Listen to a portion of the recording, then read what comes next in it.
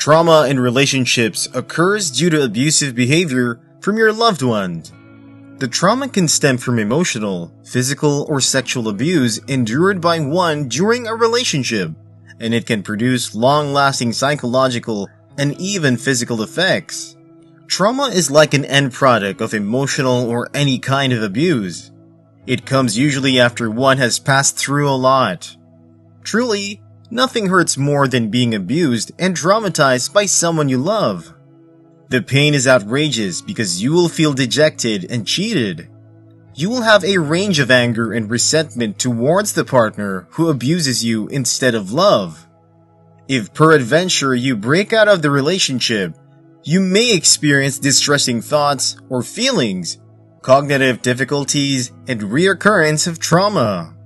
You know you are traumatized when you have intriguing thoughts, flashbacks. These thoughts can be incredibly distressing and can cause you to feel as if you are reliving the troubling situation again. You will experience fear, anger, stress, or anxiety in the relationship.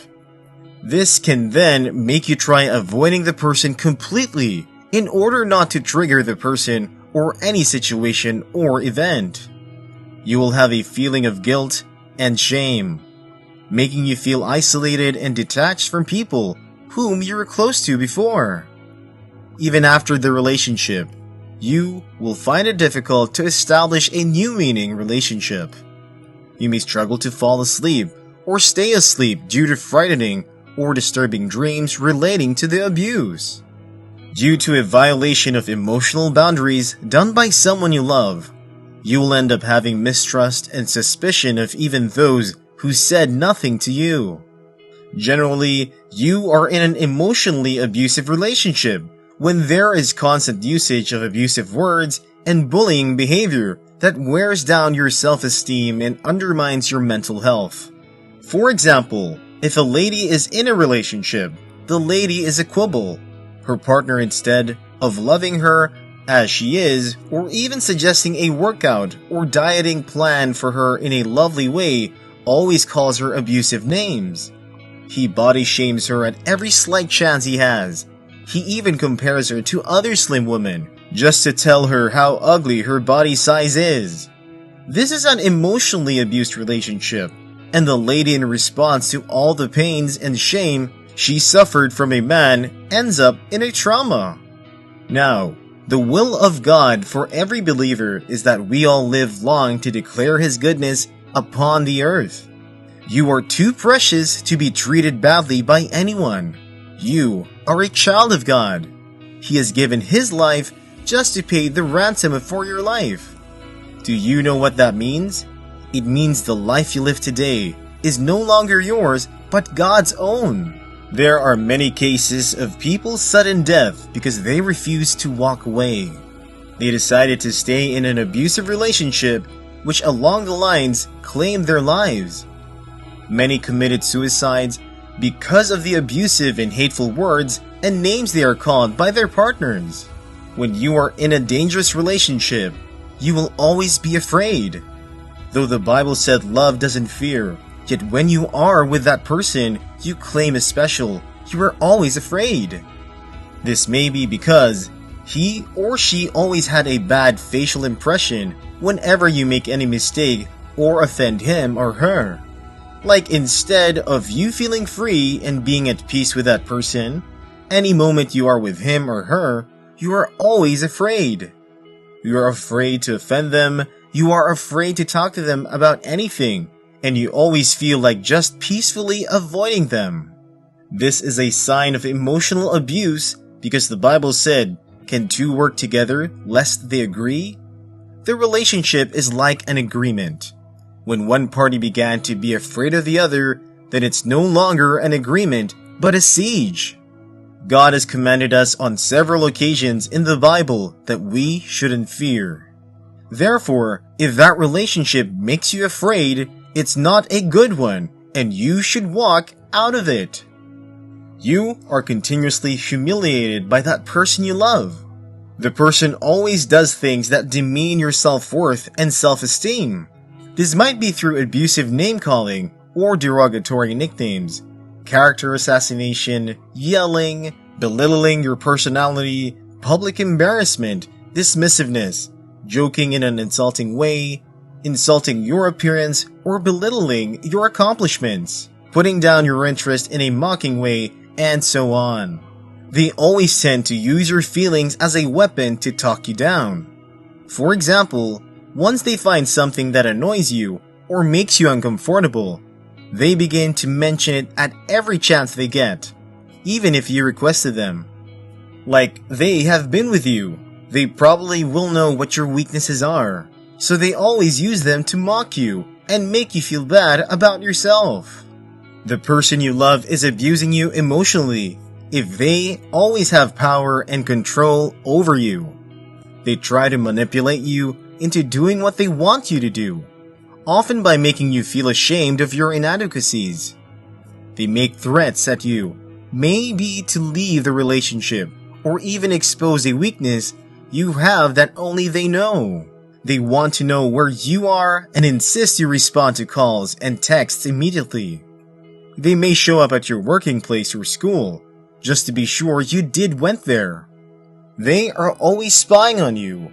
They demand your passwords or even demand you go password-free at times, just so they could regularly check your internet history, emails, texts, and call logs. That person will try to dominate and be making all the decisions alone. Decisions on things like you stop working, what to wear, what to eat, and how much, or even which friend you should spend time with. They at times try to emotionally blackmail you by making you take the role of the victim, or try to guilt trip you, lecturing you constantly.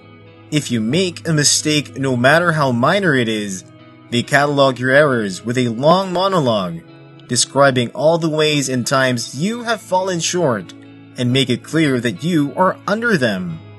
That person is emotionally abusing you if he or she gives you direct orders.